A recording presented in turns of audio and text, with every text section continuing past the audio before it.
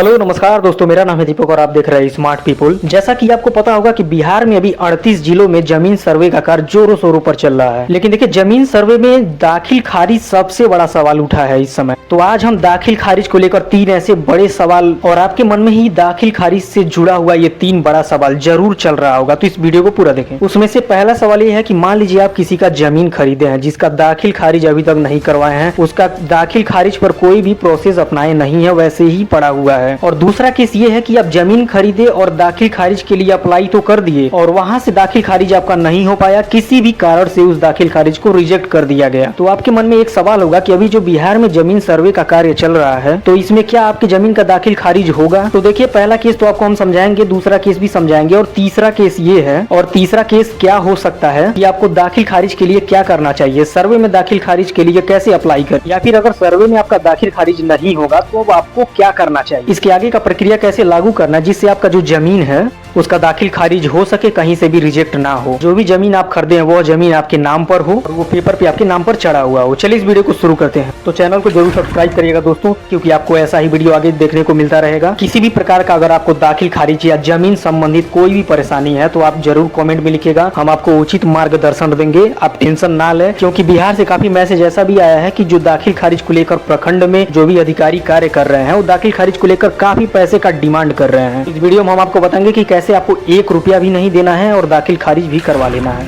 बस केवल आपको अपने डॉक्यूमेंट पे ही ध्यान देना होगा, वो एकदम क्लियर हो, उसमें कोई भी कमी ना हो, तब आपका दाखिल खारिज 100% होगा, कोई काट नहीं सकता है। तो हमारा सबसे पहला क्वेश्चन ये था कि मान लीजिए अगर आप जमीन खरीदे हुए हैं और अभी तक आप दाखिल खारिज पर कोई भी एक्शन नहीं लिए हैं, अभी तक दाखिल खारिज नहीं करवाए हैं, तो इस केस में जो अभी आप चल रहा है, जमीन सर्वे चल रहा है, उसमें आपका जो नाम है क्या उसमें अपडेट किया जाएगा? आपके नाम पर जमीन का जो दाखिल खारिज है होगा या जमीन सर्वे में होगा या नहीं होगा? पूरे वीडियो को ध्यान से समझिएगा, क्योंकि दाखिल खारिज को लेकर बहुत सारे कंफ्यूजन होते हैं। देखिए, जब तक आपका जमीन जो है दाखिल खारिज के लिए अप्लाई नहीं किया गया है, तब तक उस पर किसी भी प्रकार का समस्या नहीं है और उस जमीन का जो दाखिल खारिज है आप आसानी से करा सकते हैं। उसके लिए आपको ज्यादा परेशान होने की जरूरत नहीं है। अभी जो सर्वे, उसमें आप देखिए जो प्रपत्र 2 है जो हम आपको बताए हैं, उसमें भर के दीजिए रैयत का नाम और वहाँ पे पता भरिए और खाता संख्या भरिए, खेसरा संख्या और जमीन का रकबा प्रपत्र 2 में भर कर दीजिए। उस जमीन का दाखिल खारिज होगा। लेकिन एक चीज आपको यहाँ पर समझना है, जिससे आप जमीन खरीदे हैं, जब जमीन में आप रजिस्ट्री करवाए होंगे तो जो भी दस्तावेज है उस दस्तावेज में आप देख लीजिएगा कि जिससे भी आप जमीन खरीदे हैं उसके ही नाम पे जमीन होना चाहिए, उसके वंशावली में नहीं होना चाहिए, किसी और दूसरे के नाम पे नहीं होना चाहिए। और अगर मान लीजिए कि आप जिससे जमीन खरीदे हैं उसके नाम पे नहीं है, उससे आपको वंशावली बनवा के लेना होगा। यदि मान लीजिए कि उसका अगर खतियानी जमीन है तो खतियानी जमीन का रसीद लेना होगा, उसका पेपर लेना होगा। अगर वो व्यक्ति भी दूसरे से जमीन खरीदा है तो उससे पुराना दस्तावेज और उसका जो भी वंशावली है उसे लेकर आपको रखना होगा, और इस सारे दस्तावेज को प्रपत्र 2 में दाखिल करके आपको पेश करना होगा। क्योंकि अभी आप प्रपत्र 2 अप्लाई कर देंगे तो उसमें जमीन के वेरिफिकेशन के लिए आपको बुलाया जाएगा, आपसे सारे जरूरी डॉक्यूमेंट आपसे मांगेंगे लोग, आपको सारा डॉक्यूमेंट देना होगा, तभी जमीन का जो दाखिल खारिज है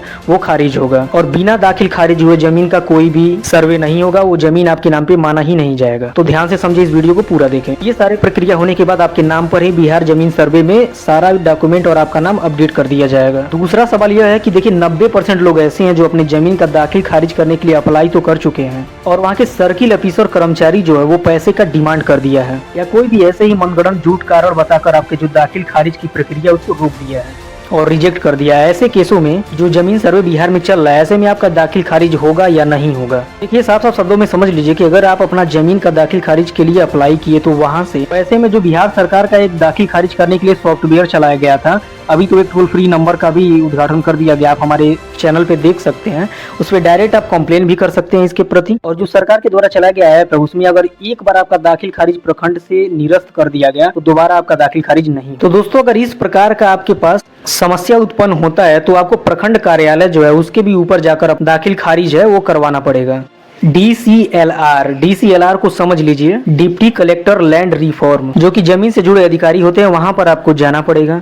वहां पर दाखिल खारिज के लिए आपको आवेदन देना पड़ेगा और वहां पर एक आपको वकील रखना पड़ेगा और वहां पर आपको बहस कराना पड़ेगा उस वकील के साथ कि क्या रीजन है कि दाखिल खारिज नहीं हुआ, उसे रिजेक्ट कर दिया गया। तो मान लीजिए कि अगर आपके जमीन में किसी भी प्रकार की पेपर की समस्या है, डॉक्यूमेंट की कमी है, तो उस पेपर को आप सबसे पहले पता करिए कि कौन से पेपर के कारण आपका दाखिल खारिज जो है रिजेक्ट हुआ है। उसको उस काम को सबसे पहले करवाना होगा। और वहाँ पर आपको DCLR जो है वहाँ पर आप बहस करवा के आप अपने जमीन का जो दाखिल खारिज है वहाँ पर आप करवा सकते हैं। और जब वहाँ से आपको परमिशन मिल जाएगा उसके बाद से आपका जो भी जमीन है उसका दाखिल खारिज कर दिया जाएगा और वो जमीन जो है आपके नाम पे कर दिया जाएगा।